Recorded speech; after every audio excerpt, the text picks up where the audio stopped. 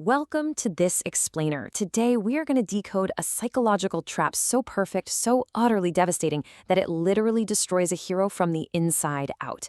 And the crazy part? It all happens in just the first 3 acts of Shakespeare's Othello. We're going to put a magnifying glass on one of literature's absolute worst, most notorious villains, Iago, to figure out exactly how he tears down a fiercely loyal and noble general. Now, we are not looking at the tragic conclusion today. Instead, we are keeping our focus strictly on Acts 1 through 3 to really understand the setup, the strategy, and honestly, the brilliant but terrifying execution of this master manipulation. So here is our playbook for today.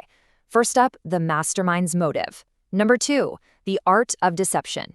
3, exploiting the outsider. And finally, number 4, the poison of jealousy. Let's dive in. Starting things off with Section 1, the mastermind's motive. Because, to understand the crime, we really need to understand what makes our villain tick. What we find is that Iago's motives are essentially a lethal cocktail of professional envy and just absolute paranoia. Basically, Iago was furious because Othello promoted Michael Cassio over him, and Cassio, he's a guy with 0 actual military field experience. So yeah, Iago's mad about the job. But it actually goes way deeper than a mispromotion. Iago harbors this totally venomous suspicion that Othello has slept with his wife, Emilia. And here's the thing, he never actually gives us, the audience, any real proof of this. But he uses these perceived slights to build a rock-solid foundation of pure malice. And that brings us to this absolutely terrifying peek into his mindset. He flat out admits, I know not if be true, but I for mere suspicion in that kind will do as if for surety. I mean, wow, he doesn't even need hard proof. Just the rumor, just a mere suspicion, is totally enough for him to act as if it's a cold, hard fact. This tells us basically everything we need to know about the guy. He is actively hunting for reasons to destroy Othello. The actual truth doesn't matter to him at all. He just wants the justification for his revenge. Right. Moving smoothly along to Section 2, the art of deception. This is where we break down his tactics and really see him shift from a disgruntled employee into a full-blown master puppeteer. To pull this off, Shakespeare uses dramatic irony to build incredible tension. If you're not familiar, dramatic irony is when we, the audience, know a character's true evil intentions, but the other characters in the story are completely in the dark. We get this front row seat to Iago's dark monologues where he lays out his entire plot. But everyone else on stage, they are completely blind to it. They constantly call him trustworthy, loyal, and honest Iago. And it's exactly that terrifying gap between what we know and what Othello knows that makes these early acts so incredibly suspenseful. His entire strategy hinges on wearing a mask. Early on, he gives this chilling little confession to his pawn, Roderigo. He says, I am not what I am. It's just a bold, outright admission of how two-faced he is. He's basically telling us that every single smile, every piece of advice, every act of loyalty, it's all a carefully constructed facade to manipulate everybody around him. But then contrast that dark confession with what he says directly to Othello's face. My lord, you know I love you. He just effortlessly plays the role of the deeply caring, loyal best friend. When Othello starts getting agitated, Iago is right there, whispering these sweet, calming reassurances. By projecting this image of profound loyalty, Iago completely ensures that when he does start dropping hints about Desdemona's infidelity, Othello doesn't see it as an attack. Instead, he sees it as the reluctant, painful honesty of a true friend looking out for his general. It's twisted, but it works. You can actually hear this manipulation in the way the characters speak to each other. Othello uses this beautiful, eloquent verse that really reflects his nobility and his discipline, but Iago, he drags the dialogue right down into crude, racist, and animalistic prose. Like when he's trying to shock Brabantio with horrific imagery of Othello and Desdemona, it's a deliberate linguistic tactic. He uses his words to provoke conflict and drag everyone else down into his own sordid little worldview. Over the course of these first 3 acts, Iago methodically, step by step, springs his trap. In Act 1, he manipulates Roderigo, telling him to just keep handing over cash, essentially draining the poor guy's finances. Then in Act 2, he targets Cassio's ambition and his really low tolerance for alcohol, orchestrating a brawl that ends up stripping Cassio of his hard-earned military rank. And by Act 3, he has his wife, Emilia, steal Desdemona's handkerchief, which is this deeply cherished symbol of Othello's love.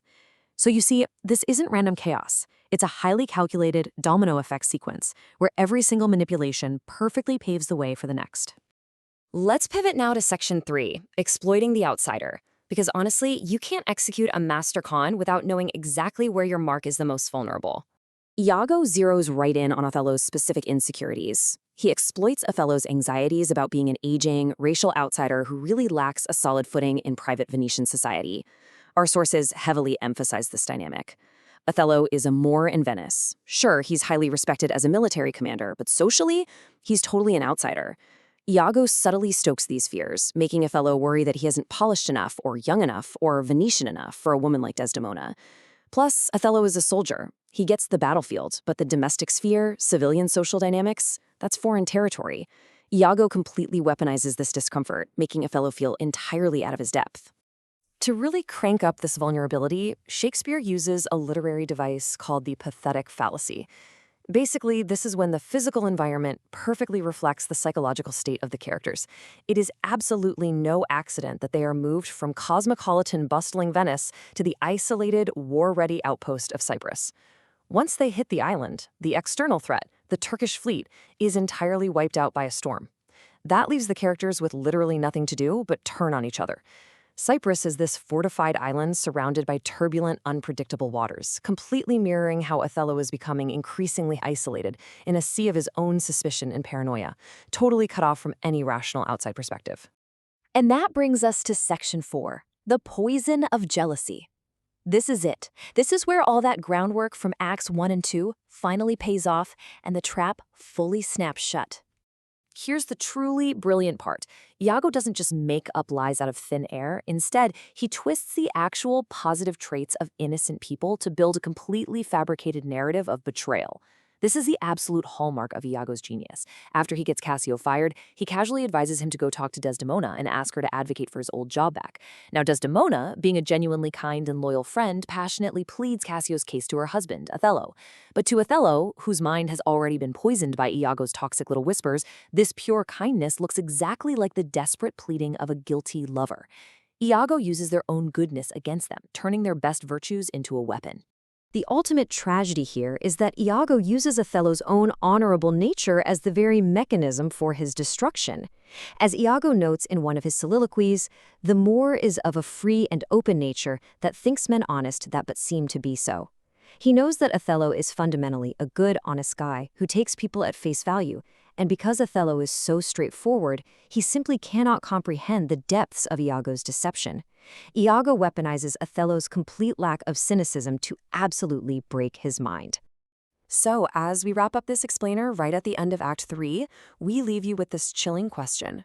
We've seen the twisted motives, we've analyzed the deceptive tactics, and we've watched Iago expertly exploit Othello's deepest insecurities using the green-eyed monster of jealousy. By the end of this third act, Othello has demanded proof, and Iago has promised to provide it. The trap has snapped shut. Just think about how easily a mind can be manipulated when insecurities are weaponized against it. Ask yourself, once that seed of doubt is planted, is it ever truly possible to uproot it?